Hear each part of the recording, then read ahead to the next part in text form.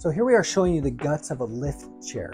So a lift chair is a great chair if you're elderly or have a hard time getting up out of the chair, legs have an issue, whatever it is. A lift chair is going to help pop you up out of the chair. It lifts you up so you can stand up into a vertical position.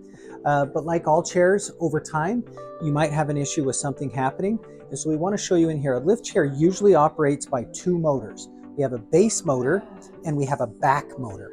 And most of the motors will always be labeled, but we want to just show you how it works. So it's usually a pretty simple remote that either you push it, and so this is just going to recline it. We're all the way against the wall there, so it's not going. But then here's the lift, and as we push the lift, what you'll notice is this motor here is just going to extend, and you're going to watch it lift up out of here, right? And that's just obviously what a lift chair does. It's supposed to lift you up, and then it goes back down.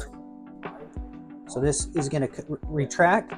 And then the motor up here is what's going to control recline. So in a lift chair, if you have an issue, it's important to understand, is it the motor that's not lifting me up that's broken, or is it the actual recline motor? Because if it's the recline motor, this motor over here, they're two separate motors, and it's important to understand it. So if you're trying to diagnose what your chair is, you can flip your chair over onto its side, and you can still use the motor or the remote and watch which motor is working or not, and isolate which motor is actually not working so you know which one to order. So once you do that, you can get under here, you can take a picture of your tag on your motor and find out, hey, this isn't the one that's working, and we can go ahead and get your replacement motor sent out. But it's important in a lift chair, there's usually two motors that control, one for the back, one for the lift.